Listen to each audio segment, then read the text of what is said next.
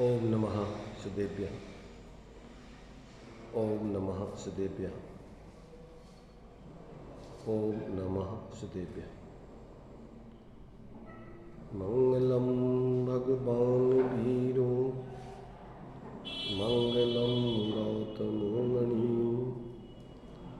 मंगलम कुंद कुंदात्यो जैन धर्मोस्तु मंगलम सर्वमंगल मांगल्यम सर्वकल्याणकारकम प्रधानम सर्वधर्माणां जैनम जयतु शासनम जैनम जयतु शासनम वंदितु सव्यसिद्धे धुर्मचलमणोभवंगतिं पत्ते मोक्षामि समय पाहुः मृण्मोषुधिकीर्लीभणिदम् नमः समय साराय स्वानुभूत्या चकासिते चित्स्वभावाय भावाय सर्वभावान्तरच्छिदे।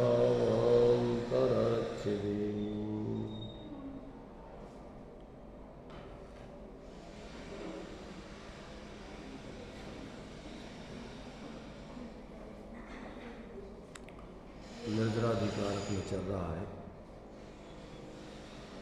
यहाँ पर 208 गाथा में अपने ये बात समझी थी। मोक्षाभिलाषी जीव परद्रव्य को क्यों ग्रहण नहीं करता, उसका हेतु दिया था क्योंकि वह अपने आत्मा को ही अपना परिग्रह जानता है और जो अपने आत्मा को ही अपना परिग्रह जान लेता है, अनुभव कर लेता है, तो ऐसा कौन सा समझदार होगा कि जो फिर परद्रव्यों को अपना कहे, अपना जाने माने। अर्थात कोई भी समझदार ज्ञानी सम्यक दृष्टि ऐसा नहीं करता। ये बात इसमें अपन ने कर ली थी। तात्पर्य वृत्ति के माध्यम से थोड़ा सा विषय रह गया था, उसको यहाँ पर पढ़ लेते हैं पहले। अब 409 पेज पर है।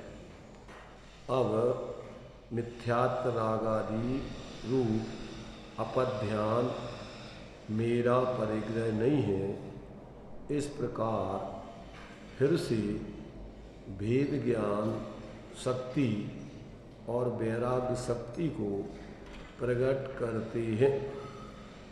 अर्थात जिसको ज्ञान वैराग्य पूर्वक आत्मबोध हो जाता है तो उसके जीवन में संपूर्ण संयोग संयोगी भावों से भिन्नता होकर अपने स्वसंवेदन ज्ञान और कसाय रहित वैराग परिणति में प्रकट हो जाता है। ऐसा जीव जो है क्या विचार करता है? मध्यम परिग्रहो यदि तदो अहम जीवदम तु गच्छेज्य। क्या कहते इसमें? सहज शुद्ध केवल ज्ञान दर्शन स्वभावी मुझ आत्मा का यदि मिथ्यात्व रागादि परद्रव्य परिग्रह हो तो मैं अजीबपने को अर्थात जड़पने को प्राप्त होता हूँ, परंतु मैं अजीब नहीं होता हूँ। क्यों नहीं होता? कि णादेव अहम जम्मा तम्हा न परिग्रहो मध्यम। क्योंकि मैं तो परमात्म ज्ञान पद स्वरूप ही हूँ, अतः परद्रव्य मेरा परिग्रह नहीं है, ऐसा मेरा अंदर में अनुभव करके निश्चय है। इस प्रकार से ज्ञानी अपने एकमात्र चैतन्य स्वरूप आत्मा को ही अपना स्वरूप जानता मानता अनुभवता है और संपूर्ण संयोग और संयोगी भावों को अपने स्वरूप से पृथक जानकर उनमें निर्ममत हो जाता है, उनको अपना स्वरूप नहीं जानता मानता। तो ऐसा जो है इस 208 गाथा में आचार्य देव ने ज्ञानी जीवों के जीवन में किस प्रकार से अनुभव होता है, कैसे विचार होते हैं, कैसी प्रवृत्ति होती है, उस बात को यहाँ पर स्पष्ट किया है। अब जो जीव ऐसा निश्चय कर लेता है तो अब उसको परद्रव्य के संबंध में कैसे विचार आदि चलते हैं, उस बात को अब 209 नंबर की गाथा में स्पष्ट करते हैं। तो देखिए, छिज्जदुवा भिज्जदुवा निज्जदुवा अहो जादु निपलये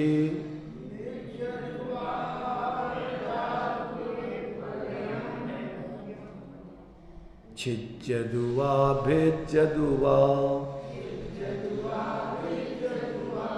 निज्जदुवा अहो जादु विपलयम्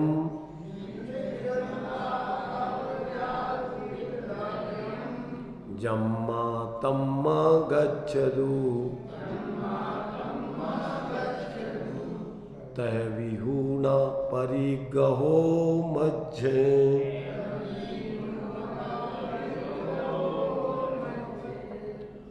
छेदाय या भेदाय को ले जाय न ते बनो बने या अन्य को रीत जाए पर परिग्रह न मेरा है अरे। छिद्यताम्बा, छिद जाने पर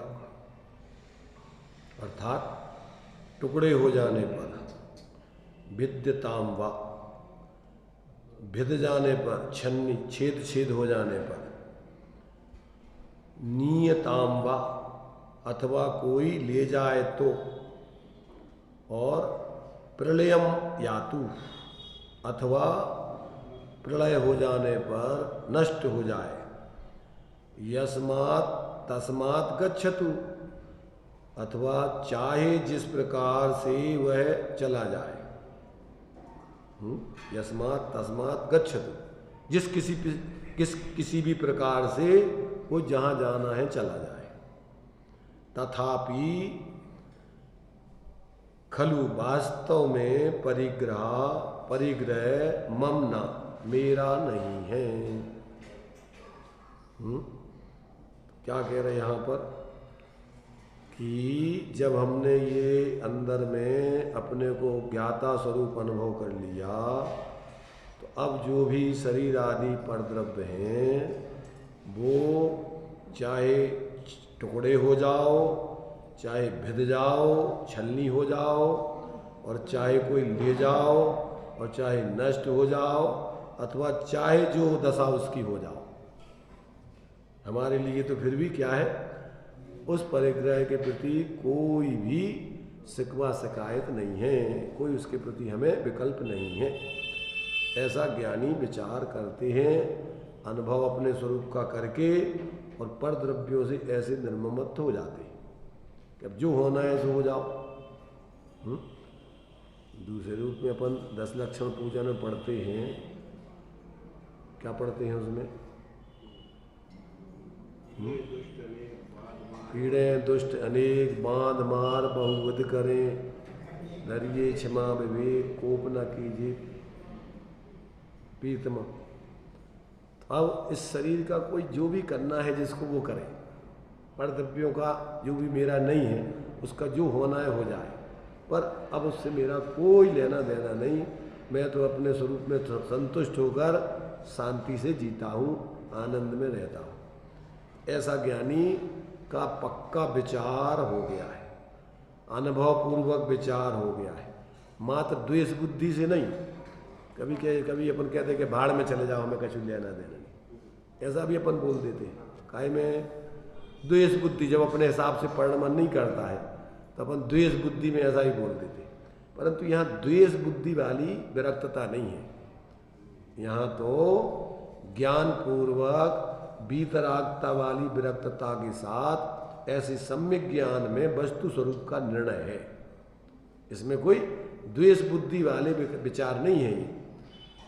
तो उसी बात को देखिए टीका में क्या कह रहे हैं आचार्य देव। पर द्रव्य छिदे अथवा भिदे अथवा कोई उसे ले जाए अथवा वह नष्ट हो जाए या चाहे जिस प्रकार से जाए, तथापि मैं परद्रव्य को परिग्रह नहीं करूँगा। माने मैं परद्रव्य को परिग्रहण नहीं करूँगा। किसी भी प्रकार से उसको ग्रहण करने के लिए मेरा कोई अभिप्राय नहीं है, क्योंकि परद्रव्य मेरा स्व नहीं है। मैं परद्रव्य का स्वामी नहीं हूँ। परद्रव्य ही परद्रव्य का स्व है और परद्रव्य ही परद्रव्य का स्वामी। भेद करके स्वस्वामी संबंध और अभेद करके उसमें एक पना। तो जो भी शरीर आदि के परद्रव्यों के जो भी गुण धर्म आदि हैं, तो कहते वे मेरे नहीं हैं, मैं उनका स्वामी नहीं है। या द्रव्य गुण पर्याय क्या है, परद्रव्य गुण पर्याय मेरे नहीं है, मैं उनका स्वामी नहीं हूँ। उस परद्रव्य के वो ही क्या है, स्वामी ही, वे उनके स्व है और वो परद्रव्य भी उनके स्वामी है, मालिक है।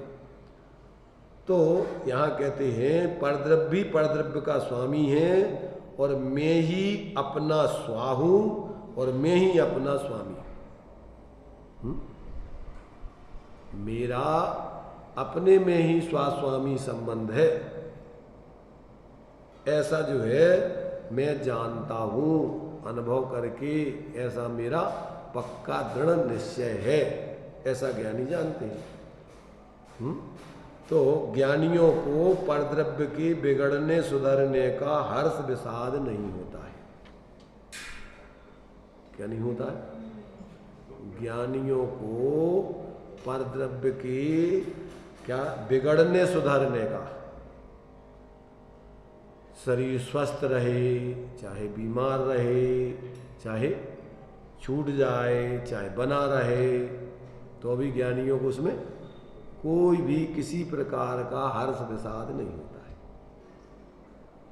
तो ये जो है ज्ञानी को इस प्रकार से परद्रव्य के प्रति अपने स्वाद्रव्य को अपना परिग्रह ग्रहण करके इस प्रकार का उसका विचार है, इस प्रकार से उसका जीवन अंदर में बन गया है। इसलिए अब वो परद्रव्य के प्रति मध्यस्थ रहता है। अब उसमें किसी प्रकार की हुआ कोई हर्ष विषाद उसके कोई परिणाम उसके निमित्त से बिगड़ते नहीं। उसमें जो है वो क्या रहता है, उसमें मध्यस्थ रहता है। तो बाहर में कोई बुरा कहो अच्छा कहो, लक्ष्मी आओ जाओ, लाखों वर्षों तक जियो या मृत्यु आज ही आ जाओ, तो भी धर्म मार्ग से स्वरूप के अपने श्रद्धा ज्ञान लीनता के मार्ग से कभी न मेरा पद डिगने पाओ।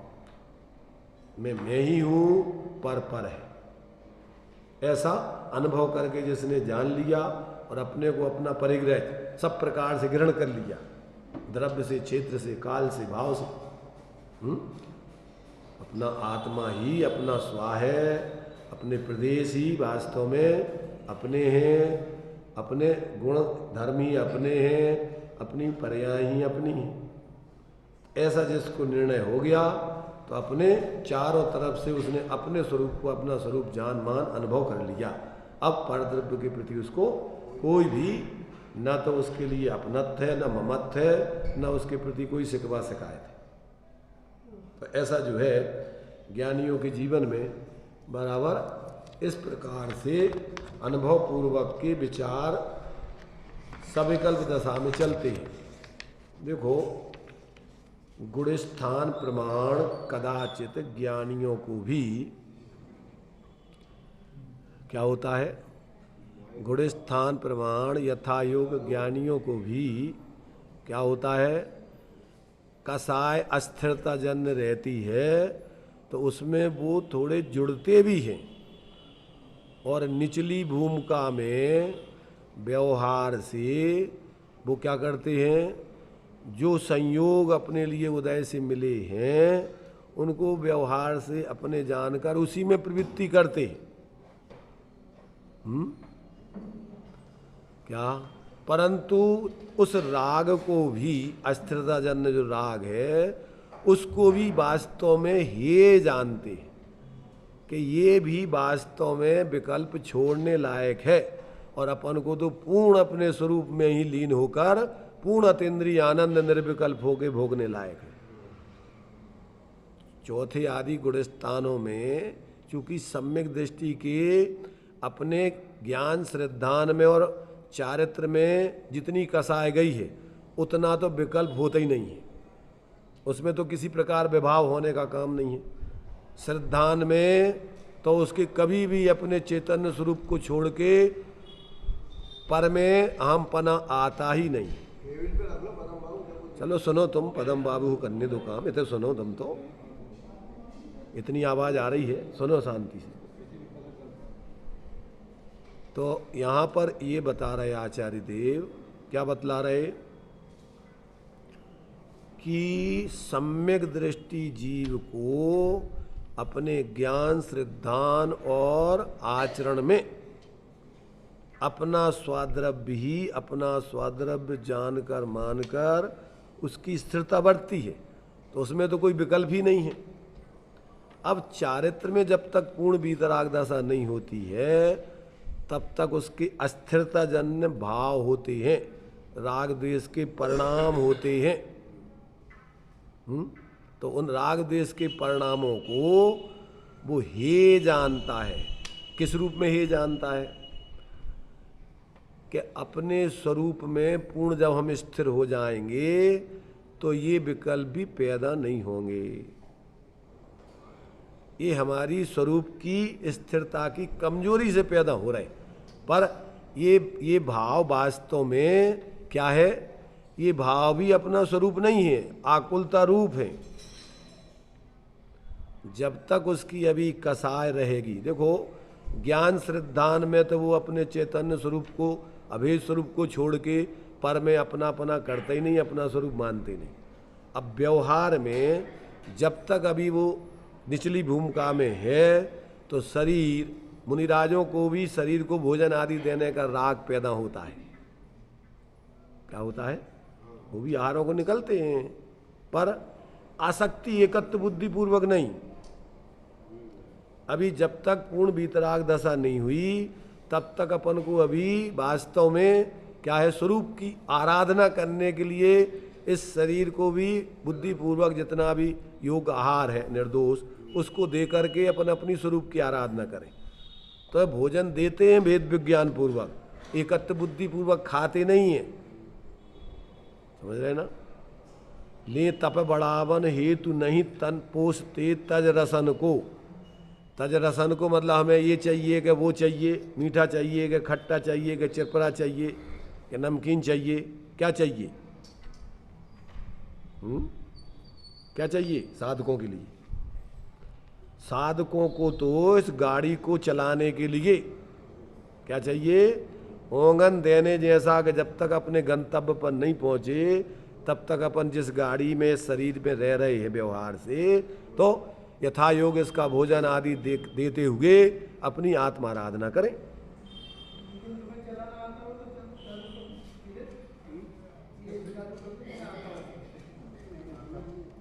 तो ये जो है, सुनो, तो ये जो है अपने लिए साधक के जीवन में ये तो सामान्य तरीके से साधक को कहते हैं कि कोई छिद जाए, बिध जाए, ले जाए, कहीं चला जाए, हमें उससे कोई मतलब नहीं। तो ये तो सामान्य कथन हो गया। पर भूमिका अनुसार साधक जीव तो चौथे गुणस्थान से लेकर अंतरात्मा 12वें तक होते, तो 6वें गुणस्थान तक विकल्प आते हैं अस्थिरता जन। 6वें गुणस्थान वालों को संजुलंजन और 5वें गुणस्थान वालों को प्रतीक्षांजन, चौथे गुणस्थान वालों को अप्रतीक्षांजन। अनंतानबंदी तो है नहीं। तो ऐसा जो है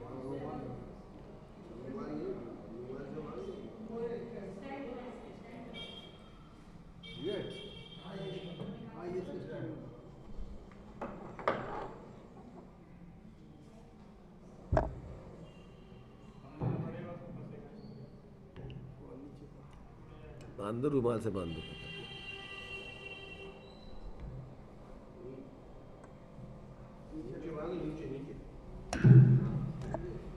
बांध दो।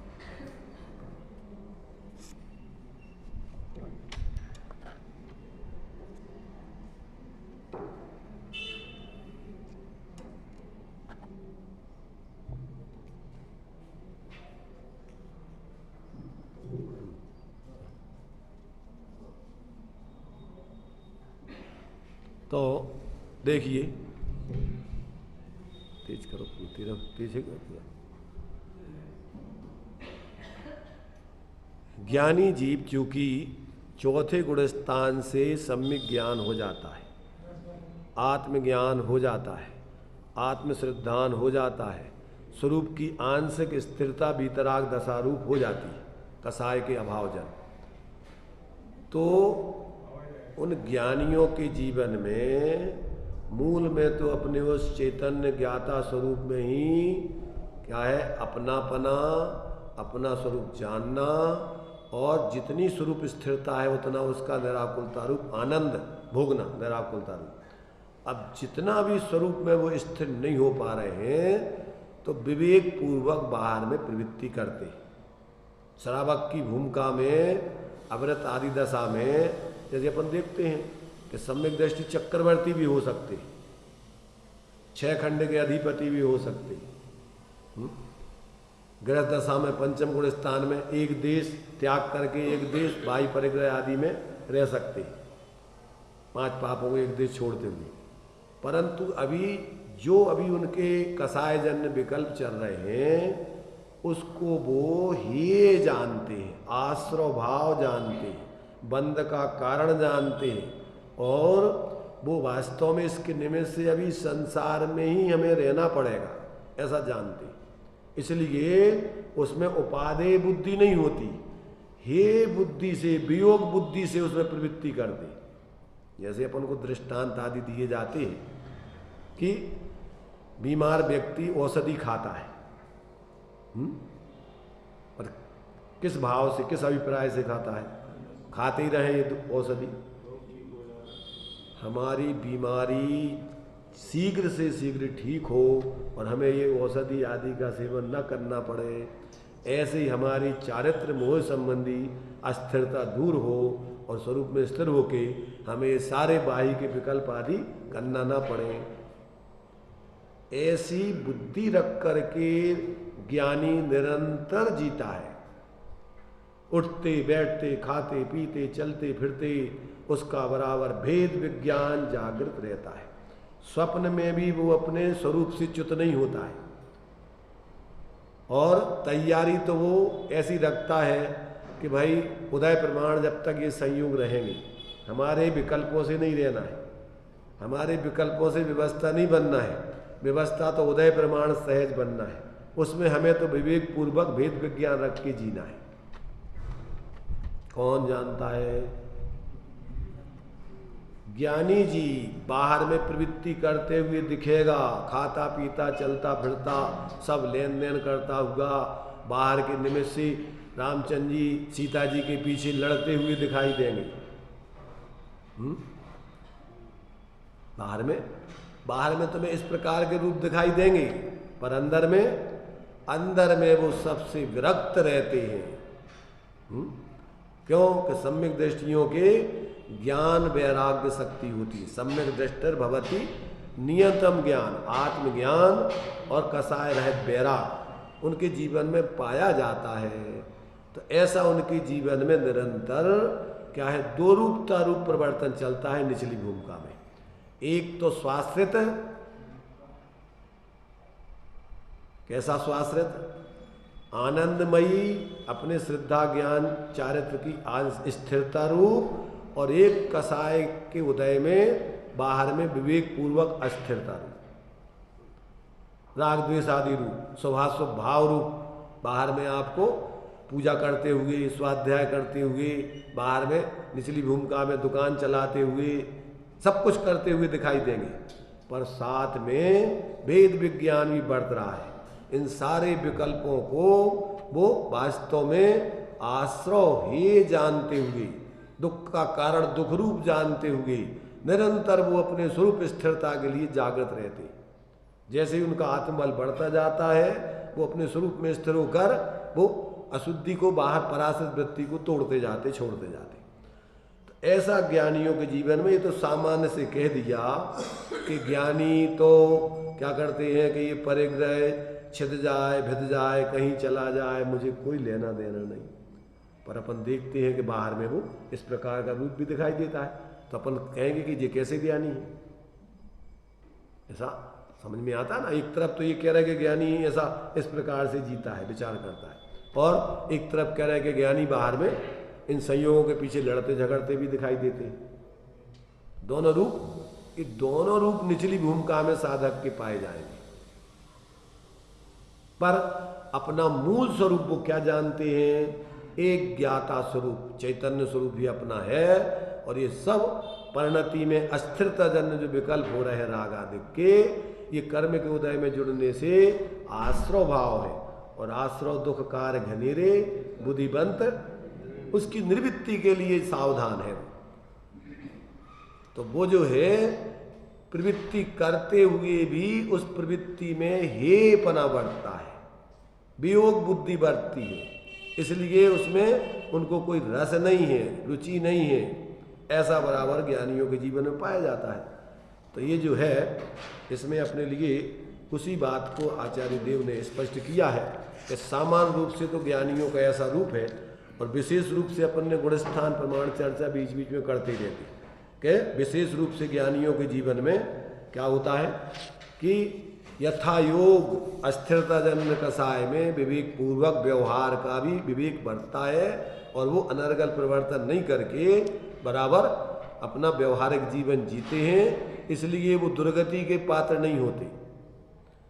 अविरत सम्यक दृष्टि भी मर करके नरक त्रयंश गति, स्त्री पर्याय, नपुंसक पर्याय और हीन पुण्य वाला पैदा नहीं होता है। उसकी मात्र दो ही गतियां रह जाती हैं, या तो उत्कृष्ट देवों में पैदा होगा और या फिर मनुष्य पर्याय। और ऐसे हीन काल में पैदा नहीं होता वो, ऐसे पंचम काल आदि जहाँ तीर्थंकर आदि होते हैं ऐसे स्थानों पर ही पैदा होता है, जहाँ आराधना का उत्कृष्ट वातावरण रहता है। ऐसे निकृष्ट वातावरण में सम्यक दृष्टि पैदा नहीं होता। तो इस प्रकार से यहाँ अपने लिए उस बात को यहाँ स्पष्ट किया गया है।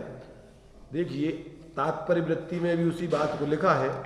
एक कलश जो दिया गया है वो कलश तो आगे की गाथा से मुख्य रूप से संबंधित है, आचार्य अमृतचंद्र का, और जो तात्पर्य वृत्ति है वो अभी इसी गाथा के ऊपर टीका है।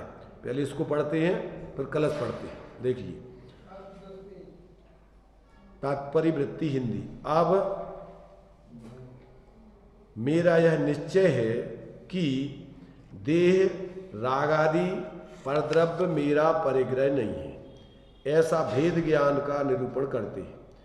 छिज्जदुवा भिज्जदुवा निज्जदुवा अहो जादु निप्पलयम विप्पलयम, माने विप्लव, प्रलय आ जाए, प्रलय में जैसे अंतिम में जो सब नष्ट हो जाती चीजें, तो कुछ भी स्थिति बन जाए, तो कहते बाह्य शरीर आदि छिद जाए, टुकड़े हो जाएं, भिद जाए, यानी नाना प्रकार छेद वाला हो जाए, या कोई ले जाए, या विनाश को प्राप्त हो जाए।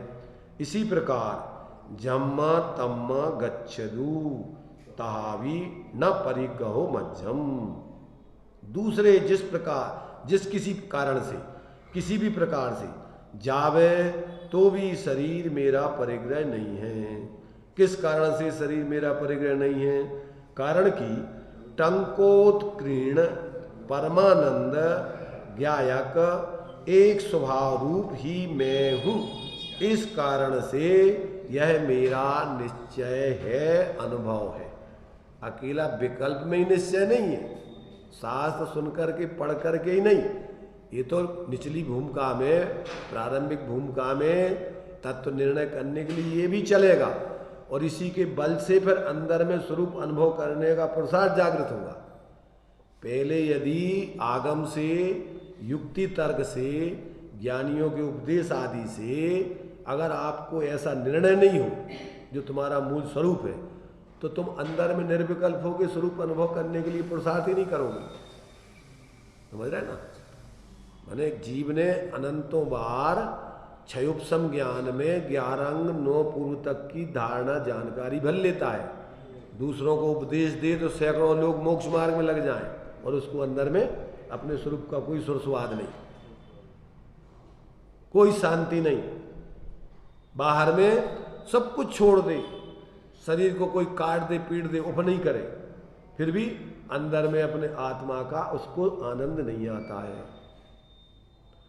तो ये बाहर के मात्र त्याग वाला नहीं, और धारणा ज्ञान मात्र क्षयोपम ज्ञान नहीं, यहाँ तो स्वास्थ्य संवेदन ज्ञान और स्वाश्रय से कसाय रहित वैराग, ये मोक्ष मार्ग है। इसलिए जब तक जीव को ऐसा स्वरूप का अनुभव करके निर्विकल्प, जब तक उसकी वीतराग दशा पूर्वक अतीन्द्रिय आनंद जब तक नहीं आता, तब तक उसको वास्तव में परद्रव्यों के प्रति क्या होता है, अहमपना ममपना छूटता नहीं है। माने वो पर्यायजनित साधु बन जाएगा तो मैं मुनि हूं, क्या मानेगा वो? अंदर में अपने को चेतन स्वरूप आत्मा नहीं, पहले ग्रस्त मानता है, फिर वो क्या मानता है कि मैं मुनि हूं। तो मुनि तो असमान जाति द्रव्य पर्याय है, आत्मा तो क्या है, ना ग्रस्त है ना मुनि है। तो ये जब तक जीव को ऐसा अंदर में भेद विज्ञान नहीं होता है, तब तक उसकी मिथ्या मान्यता बदलती नहीं है। 11 अंग 9 पूर्व तक का धारण करने वाला और मुनिव्रत को पंचमहाव्रत आदि 28 मिनट का निर्दोष पालन करने वाला, अनंत बार गिरिव्यक्त तक जाने वाला भी शांति की उसको गंध नहीं आती, और अपने अपने स्वरूप को अपना परिग्रह नहीं अनुभवता, भले ही वो कहता है शब्दों में। कैसे? शब्दों में भले ही वो, जैसे यमपाल चांडाल की पत्नी बोलती थी कि यहाँ नहीं है, वो नहीं है, पर अभिप्राय में क्या था? अभिप्राय में तो है, और इनको पकड़ के ले जाओ। क्यों? क्योंकि उसको उनके जाने पर राजकुमार के गहने बहुत सारी संपत्ति मिलती हुई दिखाई दे रही। तो बाहर में तो वो बोल रहा था, पर अंदर में ये बोल रही वो सब, और अंदर में उसके अभिप्राय में, रुचि में, भावना में ये चल रहा है कि इनको ले जाइए, कि राजकुमार को फांसी दी जा रही है तो उसको उसके सारे गहने वगैरह सब संपत्ति हमें मिल जाएगी। ऐसे ही अज्ञानी जीव शब्दों में एक परमाणु मात्र हमारा नहीं है, एक मात्र में तो चेतन स्वरूप ही हूं, पर अंदर में जब तक स्वरूप का अनुभव नहीं हुआ तब तक ये सब शरीर आदि ये सब संयोग अपने हैं, अपने ही हैं, सारी पराश्रित क्रियाएं ये अपने ही कर रहे हैं। कर्मगत नहीं जानता, परगत नहीं जानता। इसलिए यहाँ तो अंदर में स्वसंवेदन ज्ञान और स्वरूप के आश्रय पूर्वक वैराग, कसाय रहित वैराग और अतीन्द्रिय आनंद जब स्वरूप का भोगता है, तो इस प्रकार से संयोगों में, पुण्य पाप के उदय में उनको कोई रुचि नहीं और कोई हितहित बुद्धि नहीं। पाप के उदय को दुख नहीं मानता और पुण्य के उदय में सुख नहीं मानता। अभी मिथ्या दृष्टि को क्या लगता है? बाहर में पाप का उदय आ जाए तो दुख लगता है, और पुण्य का उदय आ जाए तो सुख लगता है, अच्छा लगता है, जबकि वो दोनों दुख ही है। पुण्य के उदय का फल भी दुख रूप ही है, 5 इंद्रियों के विषय भोग आदि भी आकुलता ही रूप है, दुख रूप है, और बाहर में पाप के उदय में तीव्र कसाय रूप द्वेष बुद्धि करना वो तो दुख है ही। तो ये दुख तो है कसाय, दुख तो है तुम्हारी मिथ्या मान्यता। तुम अपने को क्या पाप पुण्य के उदय को अपना मान रहे हो, हमें हमारे लिए ये दुख हो रहा है। वास्तव में तो ये कसाय का भाव है, जो द्वेष बुद्धि पूर्वक जो दुख हो रहा है। देखो अपन बोलते कि पुण्य पाप फल माय हरक बिलखो मत भाई, तो जो आपको पाप के उदय में दुख अनुभव में आ रहा है, बताइए वो दुख काय का है? वो दुख काय का है?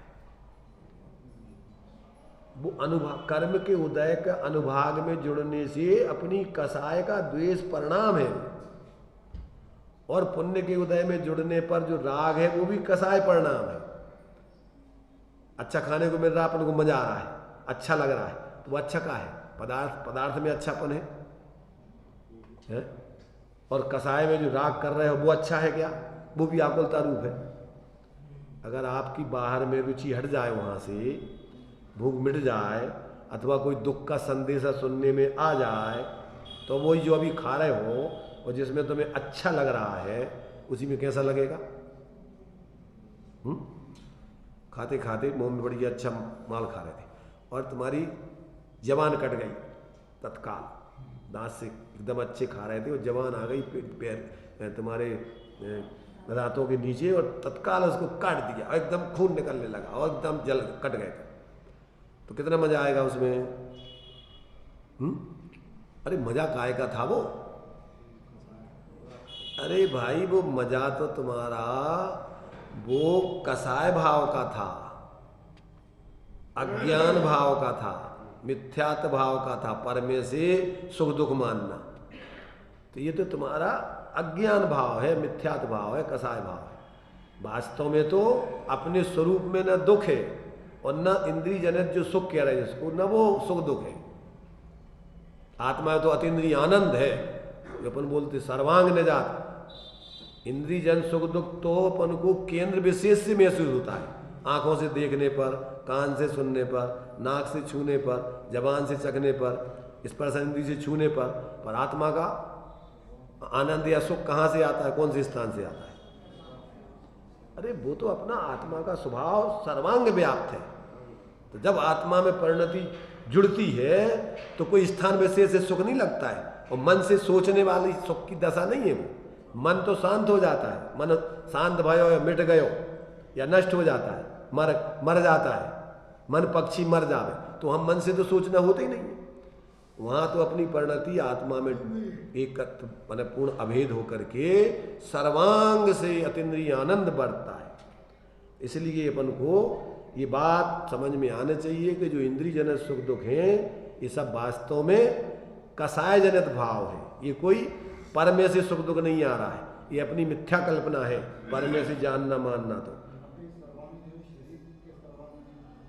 अरे भाई सर्वांग आत्मा का होता है, परद्रव्य का तुम्हारा सर्वांग है क्या? वो अपने असंख्यात प्रदेशी अपने सर्वांग हैं।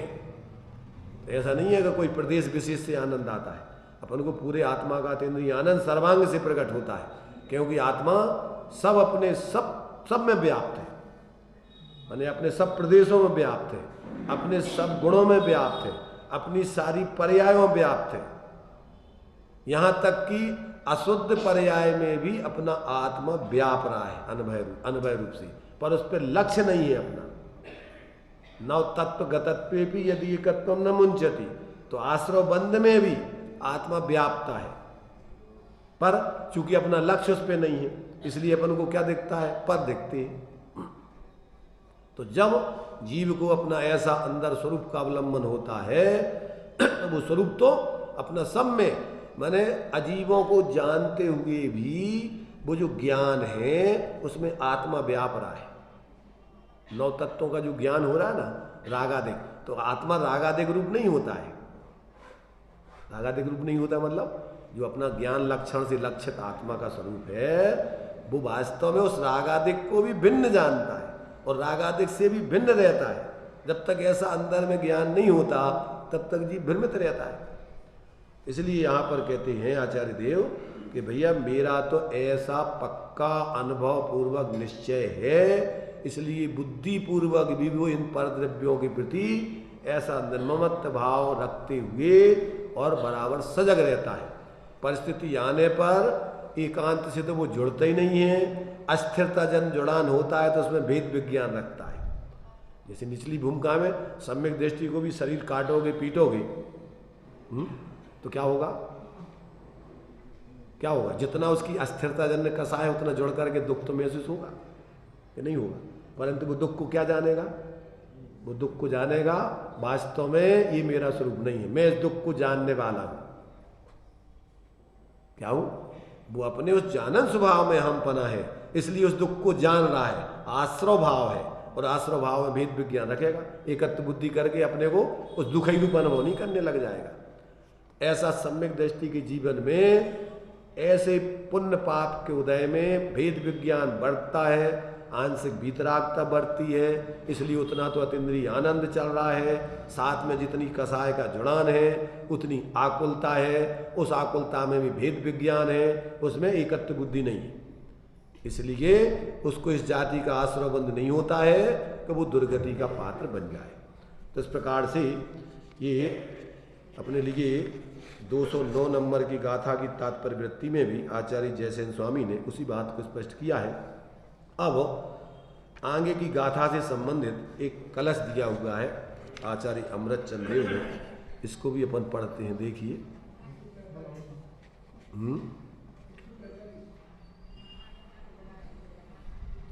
मिल गया सबको? 409 पेज पर है। ये बसंत तिल का छंद में है, जिस छंद में अपन भक्तांबर स्तुति पढ़ते हैं उस छंद में इसको पढ़ा जाएगा। इत्थं परिग्रहमपास समस्तमेव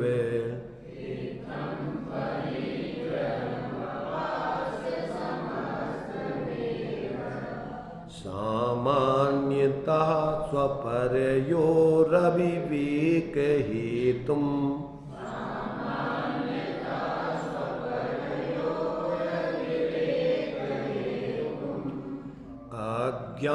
अज्ञानमुज्झितु मनः अधुना विशेषात्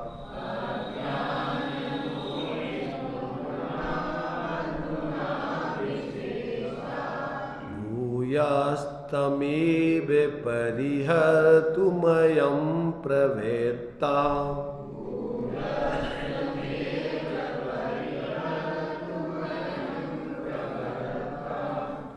इसका हिंदी छंद दिया है, देखिए इसको पढ़ते हैं। सभी परिग्रह त्याग इस प्रकार सामान्य से विविध वस्तु परित्याग अब आगे विस्तार से। इसी का नाटक समय सार में जो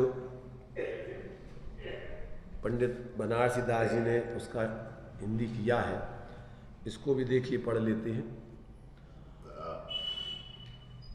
आत्म स्वभाव पर भाव की ना सुधीता को जाको मन मगन परिग्रह में रहो है, ऐसो अविवेक को निधान परिग्रह राग ताको त्याग यहाँ लो समुच्चय रूप कहो है।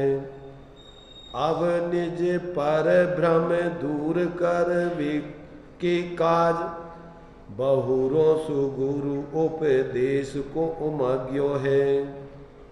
परिग्रह त्याग परिग्रह को विशेष अंग कहवे को उद्यम उदार लही लयो है।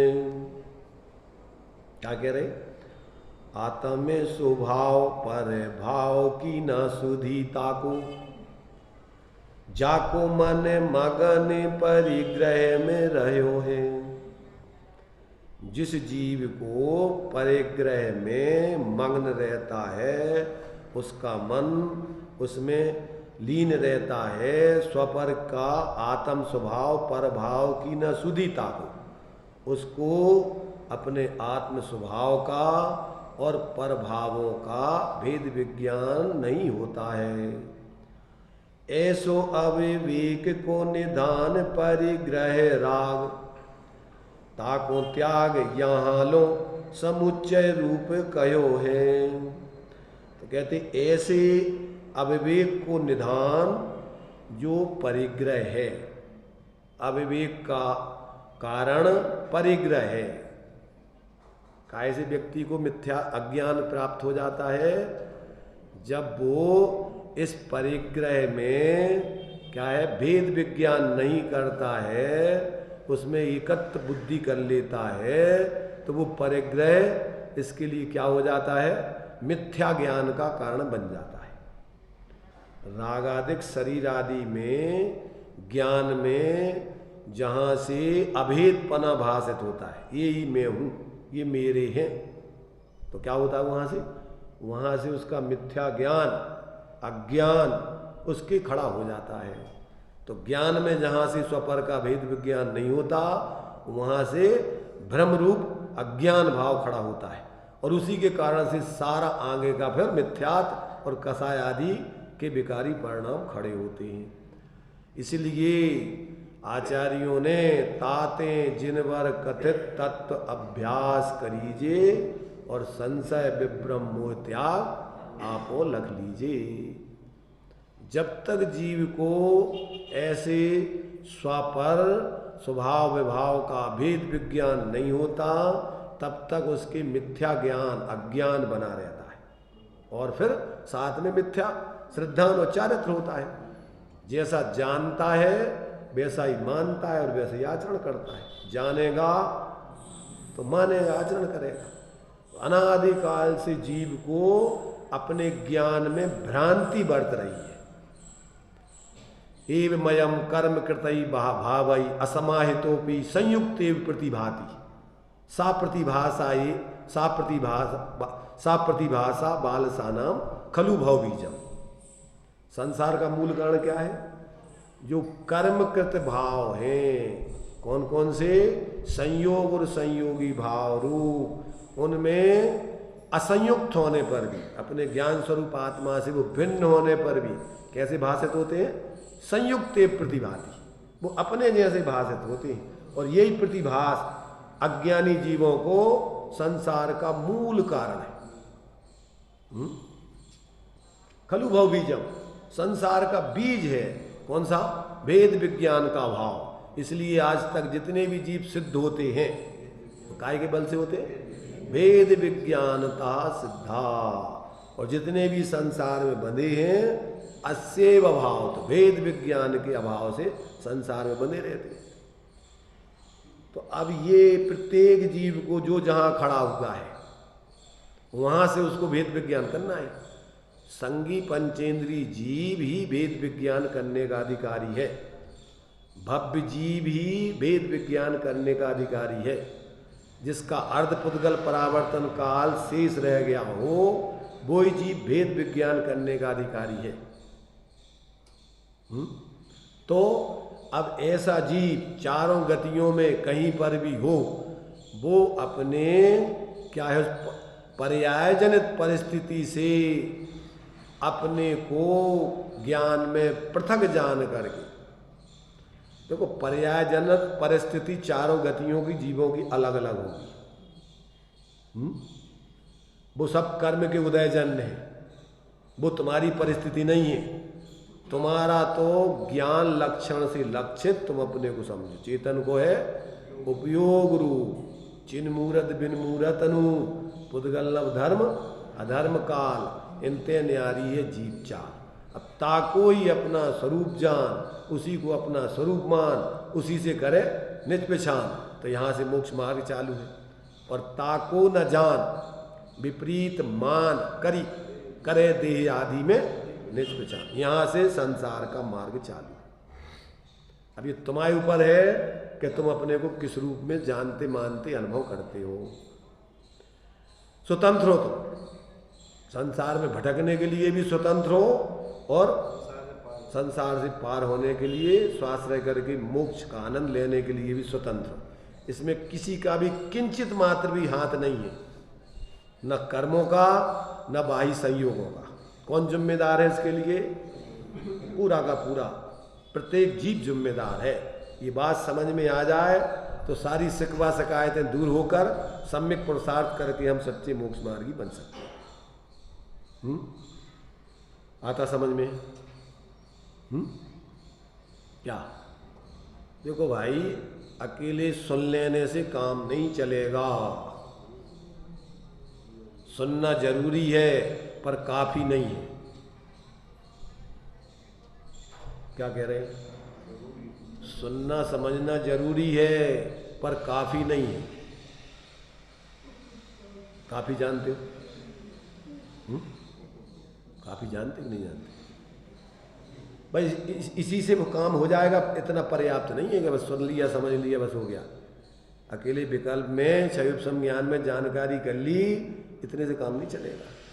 उसको जीवन में अप्लाई करो कि अपना स्व क्या है और पर क्या है, और फिर स्व अगर को अपने ज्ञान में निर्णय में आ गया तो उसमें अभेद होकर के निर्विकल्प हो गया अनुभव करो, उसका तन्मय होकर उसका अनुभव करो।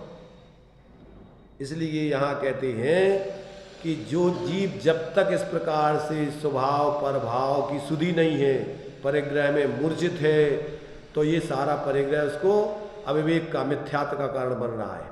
अब यहाँ तक तो सामान्य रूप से परिग्रह का स्वरूप बताया, अब निज पर भ्रम दूर करवे के काज बहुरो सुगुरु उपदेश को उमंगियो है, और परिग्रह त्याग परिग्रह को विशेष अंग कहवे को उद्यम उदार लह लय है। सामान्य शास्त्र तो नूनम विशेषो बलवान भवेत, सामान्य से विशेष बलवान होता है। सामान्य परिग्रह का स्वरूप बता देने से काम नहीं चलेगा। कहते अब तुम्हें विशेष रूप से परिग्रह के स्वरूप को समझाएंगे, काय के लिए? उस परिग्रह से विरक्त होकर और अपने स्वरूप को ग्रहण करके पूर्ण सावधान होकर जीने के लिए।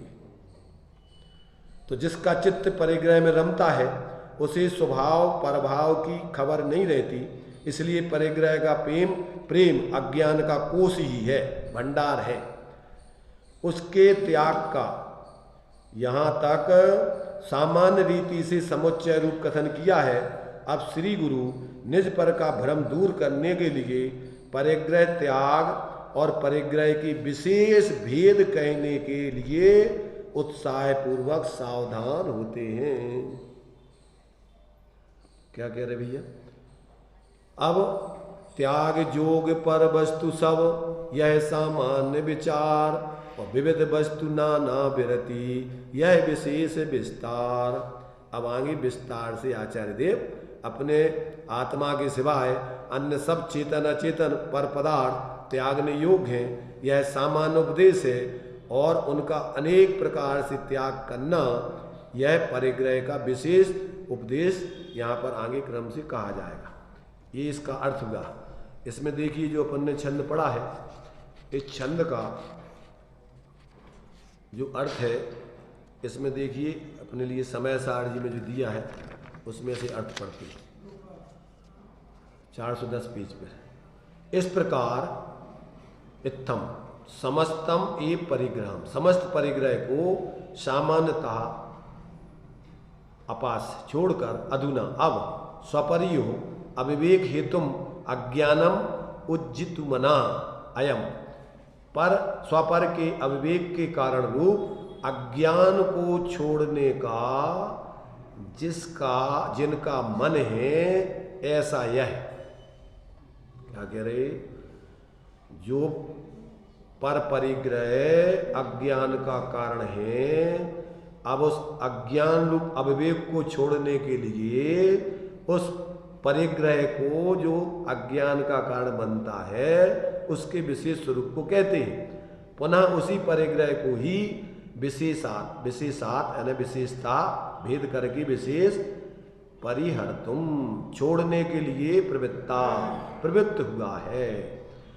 स्वपर को एक रूप जानने का कारण अज्ञान है। दुख का कारण तुझे तेरा अज्ञान है। तो यहाँ पर कहते हैं स्वपर को एक रूप जानने का कारण अज्ञान है, मिथ्या ज्ञान है। उस अज्ञान को संपूर्णतया छोड़ने के इच्छुक जीव ने पहले तो परिग्रह का सामान्यतः त्याग किया, और अब आगामी गाथाओं में उस परिग्रह को विशेषता यानी भिन्न भिन्न नाम लेकर छोड़ता है जान करके। इस प्रकार इसका नीचे एक अर्थ और दिया है। इस कलश का अर्थ इस प्रकार भी होता है, नीचे मिला क्या? इत्थम इस प्रकार स्वपरियो अविवेक हेतुम समस्तम एव परिग्रहम, स्वपर के अविवेक के कारण रूप समस्त परिग्रह को सामान्यतया अपास छोड़कर अधुना अब अज्ञानम उज्जितु मनः अयम, अज्ञान को छोड़ने का जिसका मन है ऐसा वह भूया फिर भी तब तम एव उसी ही विशेष विशेषा यानी विशेष परिहर तुम छोड़ने के लिए अप्रवृत्त हुआ है। ऐसा जो है ये अपने लिए 209 नंबर की गाथा और उसका कलश